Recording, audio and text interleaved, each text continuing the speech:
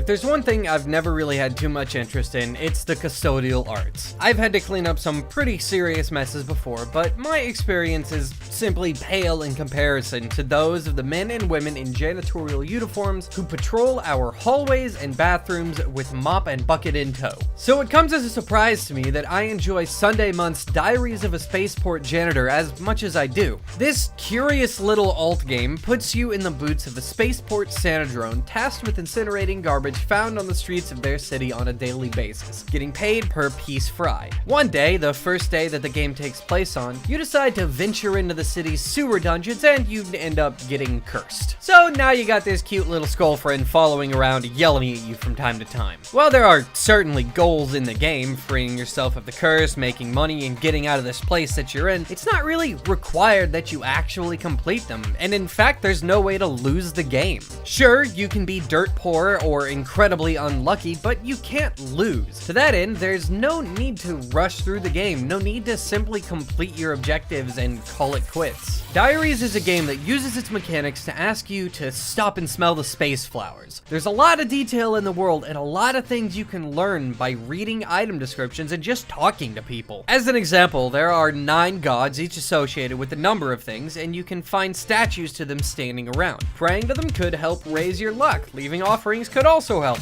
I learned that by just looking around and talking to people. There are all sorts of items with clever descriptions, and simply by taking the time to read them, you'll piece together a loose image of the universe that the game takes place in. As far as the gameplay goes, each day you wake up and get paid for the day before. Then you can check your luck before venturing out. The higher your luck, the more likely it is for something good to happen to you. Conversely, and obviously, the lower your luck, the more likely it is that something bad happens. During your day out in the world, you pick up and burn trash, find interesting objects, and learn the layout of the city. Most of the objects that you find on the ground have the potential of being valuable to someone in the city. Hell, I once found a sentient mound of dirt that was looking for more dirt, presumably to add to itself, and it was offering a pretty good price for it. There's a cool balance that a player is gonna find in Diaries, a balance between doing their job of incinerating garbage and between trying to find people to sell things to, not to mention working to find 3 pieces of a stone tablet that can probably remove the skull curse from you.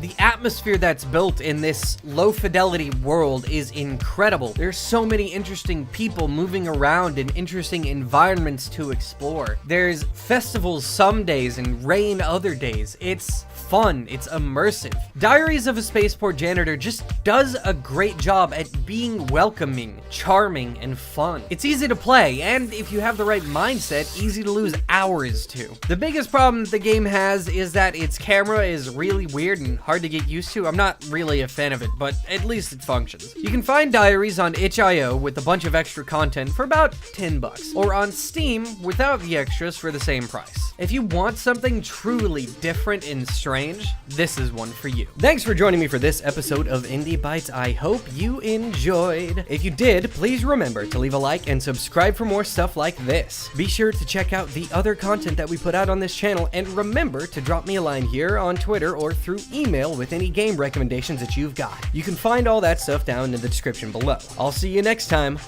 Bye!